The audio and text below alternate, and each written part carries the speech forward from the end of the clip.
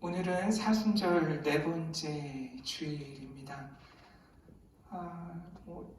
계절은 이제 봄이 오고 있어요. 꽃이 피었더라고요.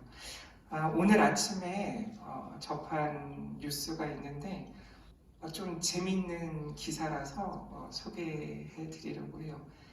타이틀이 뭐였냐면 소를 껴안고 눈물 터뜨리는 사람들, 농장마다 예약이 꽉 찼다라는 제목의 기사거든요. 우리나라 상황은 아니고요. 미국이나 유럽에서 지금 일어나는 일이라고 해요. 워싱턴 포스트의 최근 기사를 보고 국내 언론사에서 이 기사를 오늘 아침에 보도한 것 같아요. 그래서 전국에서 소와 포옹하기 수요가 급증하고 있고 비용이 1시간에 75달러래요. 그러니까 85,000원 정도 된다고 하고요. 이렇게 소를 1시간 동안 안고 있으면서 위안을 얻는데요. 그 사진을 보니까 우는 사람들도 있고 소가 그 사람 무릎을 베고 자고 있어요. 그런 모습들이 있고요. 이렇게 하면 과학자들이 분석했는데 옥시토신이 활성화된대요. 인간 안에 그런 호르몬 중에. 그래서 이 소를 안고 있는 일이 우리를 심리적으로 또 실제로 육체적으로 큰 영향을 끼치고 도움을 준다라는 그런 내용이에요. 그리고 그 사람들 사진을 보다 보니까 다들 마스크를 또 쓰고 있더라고요. 소가 혹시라도 코로나에 감염될까봐 자기는 마스크를 쓰고 또 소를 안고 있는 그런 장면이죠. 거리두기 때문에 세계 곳곳에서 다 외로움을 경험하고 있는 거고 그 외로움을 이겨내는 방법으로 이런 일들이 일어나고 있는 거예요. 그래서 국내 심리학 교수가 이렇게 얘기했더라고요. 신체적 접촉 그리고 심리적 접촉 이 두 가지가 우리한테 꼭 필요한데 그것들이 지금 어려운 상황 속에서 이런 치유법의 일환으로 이런 일들이 일어나고 있고 이 일이 비단 지금 있었던 게 아니라 유럽에서는 길게는 10년 전부터 이렇게 소를 안아서 여러 가지 심리적인 치유를 하는 그런 프로그램들이 이미 있었다라는 그 소식도 기사에 나와 있습니다. 벌써 5월까지 예약이 꽉 찼고 이런 일들이 지금 세계 곳곳에서 일어나고 있는 거죠. 지금을 살아가는 우리의 모습을 단적으로 보여주는 소식이라서 제가 전해드렸어요. 이렇게 외롭고 힘든 시기를 지내고 있을 때 오늘 말씀은 우리에게 무엇을 이야기하시는지 오늘 말씀은 하나님이 우리를 사랑하신다 라는 것을 아주 단적으로 우리에게 이야기하시는 구절이에요.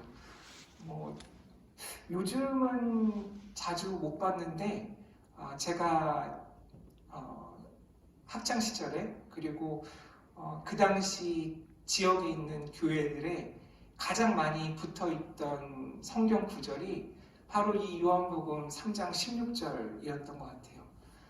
그래서 하나님께서 우리를 이 세상을 이렇게 사랑하셔서 독생자이신 예수 그리스도를 보내셨구나. 그래서 다른 성경 구절은 못 외워도 이 구절만은 암송하고 있었던 기억이 납니다. 그래서 오늘은 하나님께서 우리를 사랑하신다 라는 이 말씀, 이 주제로 오늘 말씀을 살펴볼 텐데 하나님은 그러면 어떻게 우리를 사랑하시는지, 하나님이 우리를 사랑하실 때 우리는 어떻게 해야 하는지 이 3장 16절을 중심으로 오늘 말씀을 함께 묵상하려고 합니다. 예수님과 니고데모가 나눈 대화의 마지막 부분이죠. 니고데모는 그 당시 종교 지도자이고 사회적으로도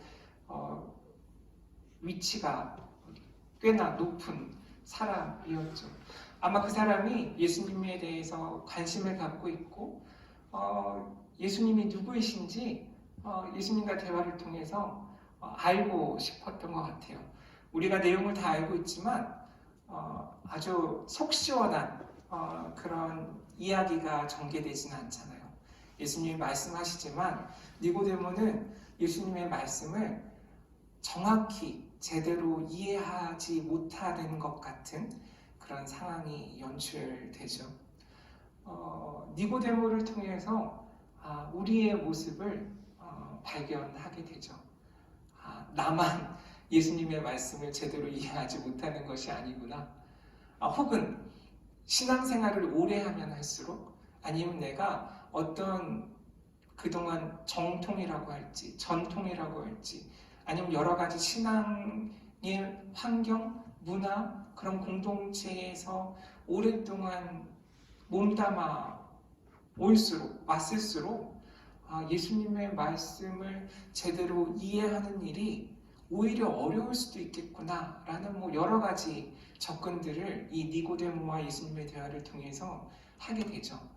또 그럼에도 불구하고 이 요한복음 전체를 다 보고 나면 이 니고데모라는 사람이 마지막에 어떻게 변화되었는지도 우리가 목격하게 되죠. 점진적인 변화. 그래서 저는 니고데모를 좋아해요. 어느 순간 획 이렇게 뒤바뀌어서 사람이 저 사람 왜 저래? 갑자기 저렇게 변했어 라고 할 만큼 삶이 180도 이렇게 전향되는 사람이 있는가 하면 이렇게 니고데모처럼 계속 물음을 던지고 내가 어떻게 살아갈 것인가 끊임없이 고민하는 가운데 결국에는 예수님의 가장 가까운 곳에서 그 마지막 순간에 아무도 오지 않는 그 어려운 순간에 예수님 곁을 지키는 그런 사람의 한 사람으로 이 요한복음에서는 니고데모를 보여주고 있거든요. 그래서 우리의 신앙도 이렇게 점진적인 변화 이것을 향해 나가면 어떨까라는 생각을 이 니고데모를 볼 때마다 저는 하게 됩니다.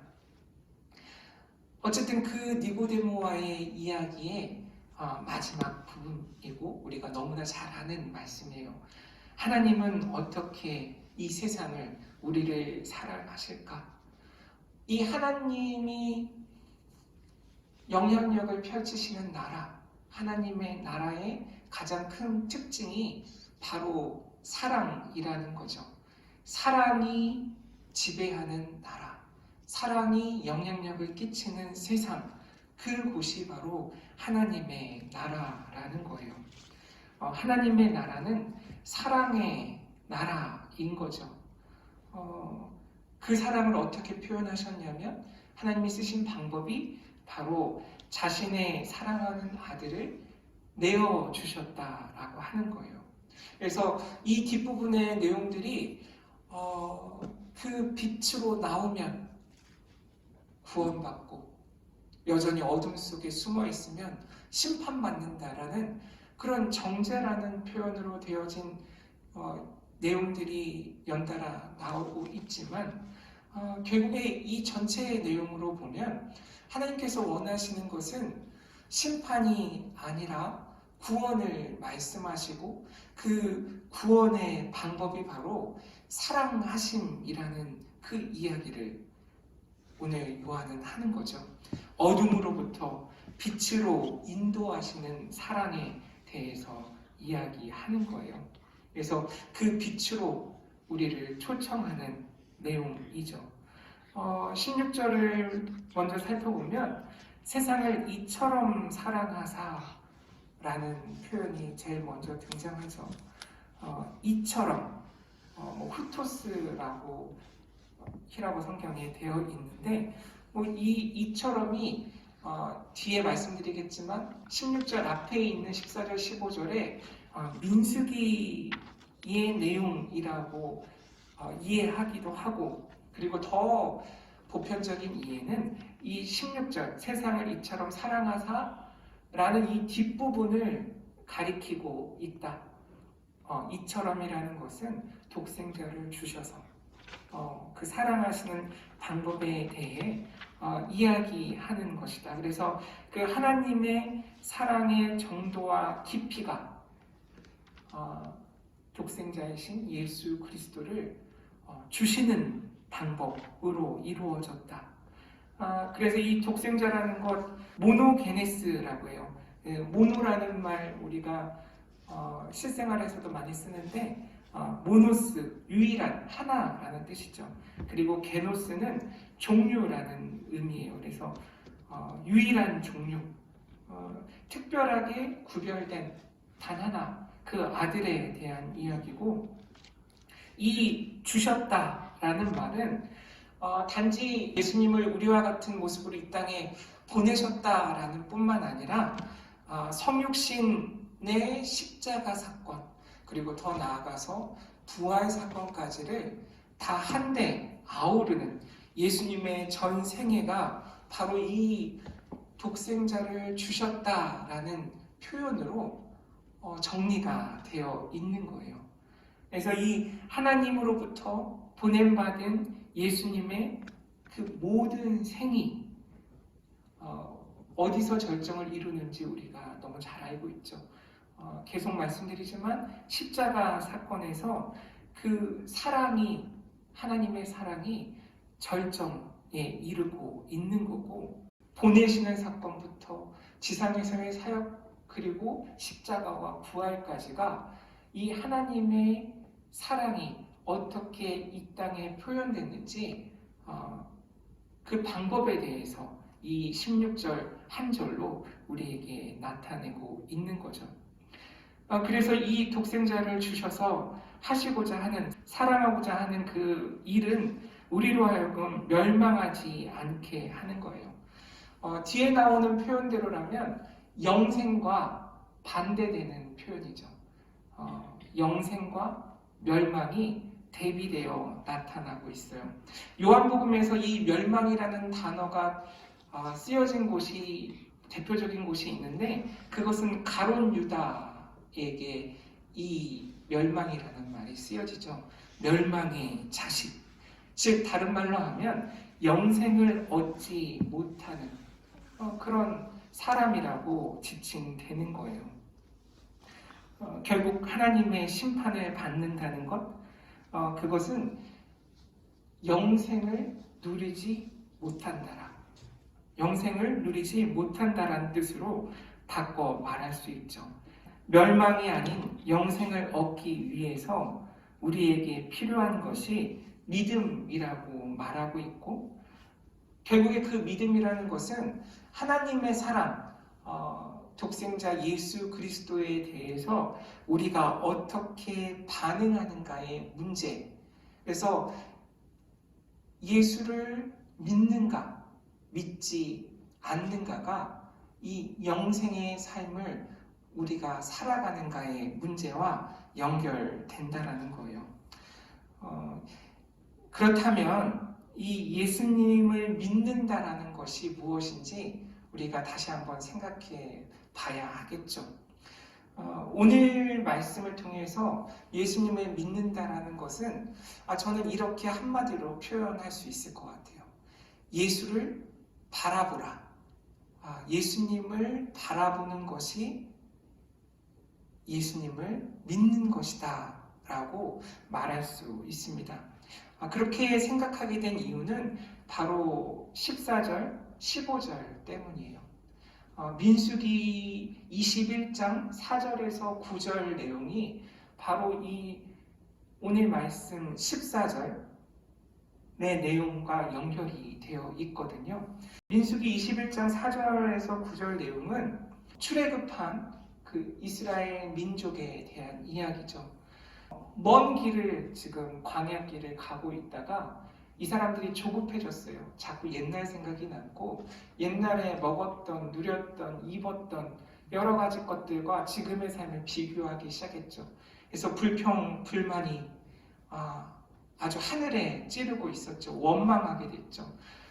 그 내용을 한번 쭉 그냥 읽어드릴게요. 백성이 호르산에서 출발하여 홍해길을 따라 에돔 땅을 우회하려 하였다가 길로 말미암아 백성의 마음이 상하니라. 백성이 하나님과 모세를 향하여 원망하되 어찌하여 우리를 애굽에서 인도해 내어 이 광야에서 죽게 하는가? 이곳에는 먹을 것도 없고 물도 없도다. 우리 마음이 이 하찮은 음식을 싫어하노라 하매 여호와께서 불뱀들을 백성 중에 보내어 백성을 물게 하심으로 이스라엘 백성 중에 죽은 자가 많은지라. 백성이 모세에게 이르러 말하되 우리가 여호와와 당신을 향하여 원망함으로 범죄하였사오니 여호와께 기도하여 이 뱀들을 우리에게서 떠나게 하소서. 모세가 백성을 위하여 기도하며 여호와께서 모세에게 이르시되 불뱀을 만들어 장대 위에 매달아라. 물린 자마다 그것을 보면 살리라. 모세가 놋뱀을 만들어 장대 위에 다니 뱀에게 물린 자가 놋뱀을 쳐다본즉 모두 살더라. 라는 내용이에요. 이 말씀을 굳이 하나님이 우리를 어떻게 사랑하시는지, 그래서 독생자를 이 세상에 보내신, 그래서 멸망하지 않고 그 독생자 예수 그리스도를 믿으면 우리가 영생을 누리게 된다라는 말씀 앞에 한 이유가 뭘까 생각해 봤을 때 마치 이 이스라엘 백성들이 놋뱀을 보고 살았던 것처럼 예수 그리스도, 들려 올려지신 예수 그리스도를 너희도 바라봐야지 살 수 있다라는 그 이야기를 하고 있다는 생각이 들었어요. 오늘 말씀에서도 인자라는 표현이 등장하죠. 중요한 대목마다 예수 그리스도가 스스로를 지칭하실 때 사용하시는 표현이죠. 광야의 놋뱀처럼 자신이 들려야 한다고 말씀하시고 결국에는 이 이야기는 나를 바라보라, 예수를 보라는 그 이야기를 하는 거죠. 예수를 믿는 방법은 바로 예수를 바라보면 우리가 살 수 있다라는 그 이야기를 하시는 거예요. 여기서 또 들다라는 표현이 나오죠. 휩소라는 단어인데 사실 이사야 52장 13절에서 53장 12절까지의 고난받는 종의 노래와 이 부분은 또 연결되어 있어요. 그래서 들려 올려주신 예수 그리스도, 이것은 예수님의 십자가, 죽음, 부활, 승천, 그 모든 일련의 사건들, 우리의 시각으로 보면 실패라고 여겨지는 그 상황 속에서 하나님께서 어떻게 예수 그리스도를 들어 올리셔서 영광에 거하게 하시는지 그 내용들을 말하고 있는 거죠. 그래서 이 예수님을 바라볼 때 어떤 일이 일어날까 생각을 해봤더니 이 요한복음 전체에서 사람들이 예수님을 봤을 때 어떤 일을 겪게 되는지를 생각하게 됐어요.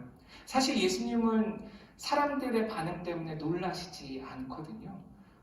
그럴 거라고 생각하신 것 같아요. 그 대신에 놀라는 사람들은 예수님을 바라보는 사람들이에요. 예수님을 바라보려고 애쓰는 사람들이에요. 오늘 말씀에 등장하는 사람이라면 니고데모도 그런 사람이죠. 굳이 한밤중에 예수님을 찾아와서 예수를 바라보려고 애썼던 사람들은 놀라게 되고 도전받게 되고 혼란스러워지는 일을 경험하게 된다는 거예요. 예수님을 바라본다는 것은 우리로 하여금 놀라는 일이에요. 도전받는 일이고 그동안 나의 삶에 대해서 되돌아보게 되는 일이에요. 예수님이 정확히 무엇을 말하시는지 이해하는 과정이 필요한 일이죠. 예수를 바라보는 것은 결국에는 나를 돌아보는 것, 나를 보는 거예요. 내가 어찌해야 하는지 예수를 통해서 알 수 있는 거예요. 지난 말씀들과 연결해서 생각해 보면 예수를 바라보는 것은 결국 나의 모든 생각을 바꾸는 과정이에요. 회개라고 말씀드렸죠. 나의 삶의 여러 가지 문제를 제대로 바라보고 인정하고 예수님을 통해 하나님께서 주시려고 하는 그 사랑이 무엇인지, 그 새로운 생명이 무엇인지, 그 새로운 기회가 무엇인지 알게 되는 과정들이에요. 그래서 변하는 것. 우리가 예수를 바라볼 때 우리 삶에 일어나는 가장 확실한 증거는 변한다는 거예요. 근데 그 과정이 그렇게 한 번에 일어나지 않을 수도 있고 쉽지 않다라는 것을 계속 이야기하고 있습니다. 이게 바로 거듭난다라는 표현이라고 저는 생각해요. 이해할 수 없는 상황들과 맞닥뜨리고 내가 어떻게 변해야 될지 끊임없이 부딪히는, 아마 그 당시 사람들 메시아가 십자가에 죽고 부활하심을 통해서만 우리가 영생을 얻을 수 있다라는 그 사실을 들었을 때 큰 충격에 휩싸였고 내가 생각하는 메시아 이해와 다른 그 상황에 직면했다고 이야기했었잖아요. 이미 오랫동안 내가 구하고 있던 구원의 방법, 이럴 것이라고 지켜왔고 생각했던 여러 가지 것들, 그것이 전통이라는 이름이든 상식이라는 그 틀이든 그것들을 벗어나서 새롭게 믿는 경험, 지난주의 말씀대로라면 말씀을 기억하고 새롭게 이해하는 경험, 내 삶에 그 말씀이 영향력을 끼치는 그 경험, 그것이 있어야지 멸망하지 않고 영생을 우리가 경험할 수 있다라는 거죠. 그 일이 바로 십자가 사건과 부활 사건이고 하나님께서 우리를 사랑하시는 방법에 우리가 대답하는 방법, 그것이 바로 예수를 바라보는 것이라는 거예요.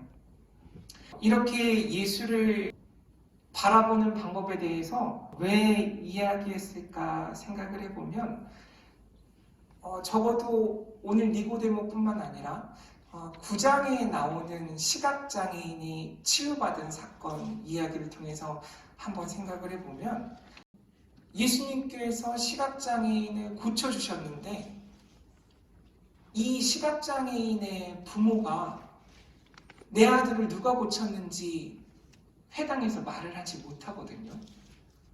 왜냐하면 그 회당에서 쫓겨날까 봐. 그동안 내가 갖고 와놨던 여러 가지 것들이 한순간에 무너질까 봐. 예수를 예수라 말하지 못해요. 예수님이 그렇게 하셨다고 이야기하지 못해요. 니고데모도 다르지 않았을 것 같아요. 이 사람이 갖고 있는 그 당시의 위치, 영향력, 한밤중에 그래서 몰래 찾아왔겠죠. 결국에 예수가 니고데모에게 한 얘기는 네가 지금까지 갖고 있던 너의 모든 생각을 바꾸라는 이야기인데 그게 한순간에 쉽게 그에게 이해할 수도 할 수도 없는 그런 엄청난 일이었던 거예요.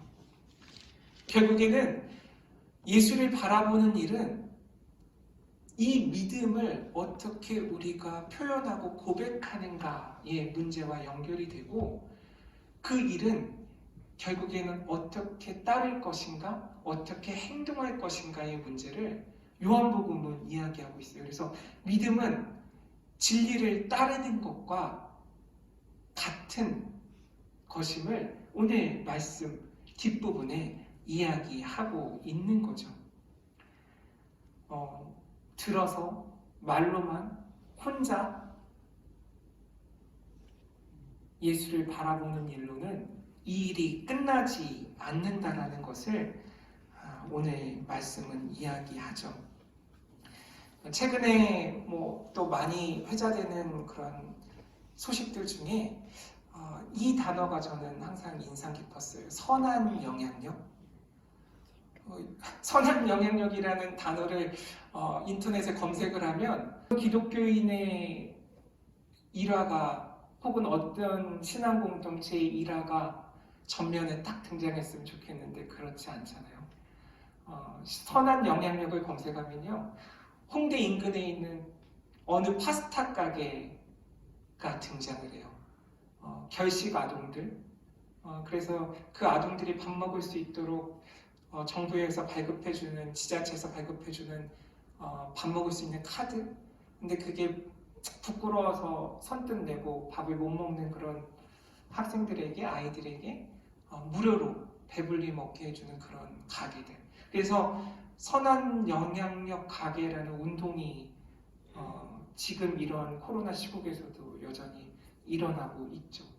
또 다른 최근의 뉴스 중에 거기도 홍대 인근인데 어느 치킨집 사장님이 어느 형제에게 닭을 주어서 계속 방송에 그 이야기가 회자되었던 것도 기억하죠.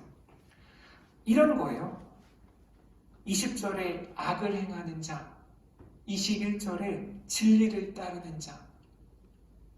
결국에 우리가 예수를 바라봄으로 해서 어떻게 예수를 삶 속에서 고백할 것인가,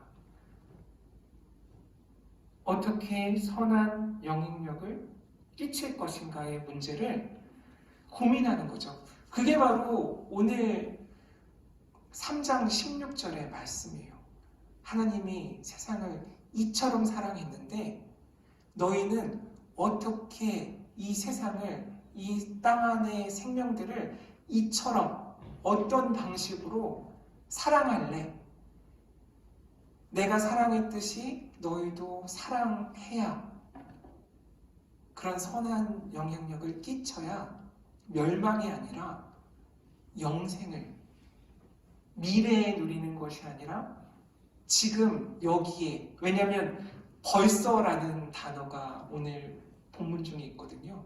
앞으로 올 일이 아니에요. 이미 그 어둠에 거하고 빛으로 나오는 그 일들이 지금 일어나고 있고 내 삶 속에 그런 그 경계선을 넘었다 다시 돌아갔다 넘었다 돌아갔다 하는 일들이 끊임없이 일어나고 있기 때문에 내가 지금 이 순간에 영생을 누리는가 아니면 악을 쫓고 있는가, 그 문제를 끊임없이 생각해야 하나님께서 이 세상을 이처럼 사랑하신 그 일이 내 삶 속에서도 일어날 수 있다는 것, 그 이야기를 하고 있습니다. 말씀을 정리하면 결국에는 하나님의 사랑, 내 삶 속에 나는 어떻게 보임으로 해서 독생자 예수 그리스도를 믿을 것인가, 바라볼 것인가에 대한 이야기예요. 요한은 예수님을 믿을지 말지 어디 중간지대가 있다고 이야기하지 않아요. 결정하라는 거예요. 어느 한 지점이 아니라 빛이면 빛, 어둠이면 어둠, 악이면 악, 진리를 따르는 삶이면 삶, 그 한쪽에 거할 것을 우리에게 선택하라는 거죠. 적극적인 의사를 표명하는 것, 그게 바로 예수를 믿는다고 이야기하는 거라는 거예요. 예수를 따르려면 용기가 필요한 거죠. 그래서 이 요한복음 3장 16절이 너무나 익숙하고 우리에게 은혜가 되는 말씀이고 구절이지만 사실은 우리에게 용기를 갖고 도전하라고, 너 삶이 지금처럼 살아도 괜찮은지 우리에게 묻고 있는, 매일매일 웃으면서 외우기에 좋은 그런 구절이 아니라는 거죠. 저와 여러분이 이 하나님의 사랑에 대해서 끊임없이 응답하는 그런 삶을 이 사순절 가운데 훈련하시고 삶에 적용하시기를 간절히 소원합니다. 기도하겠습니다. 하나님 감사합니다. 하나님이 이 세상을, 모든 생명체를, 그리고 우리를, 나를 이처럼 사랑하신 것 같이 우리도 삶 속에서 그 사랑을 보이고 증언하고 따르는 그런 하나님의 자녀, 주님의 제자들 되게 하시옵소서. 그러기 위해 혼란스럽지만, 그리고 나의 모든 것들을 바꿔야 될 수도 있는 그런 상황에 처할 수도 있지만, 예수를 바라보는 일을 저희들이 외면하지 않고 게을리하지 않는 그런 신앙인 되게 하여 주시옵소서. 예수님의 이름으로 기도드립니다.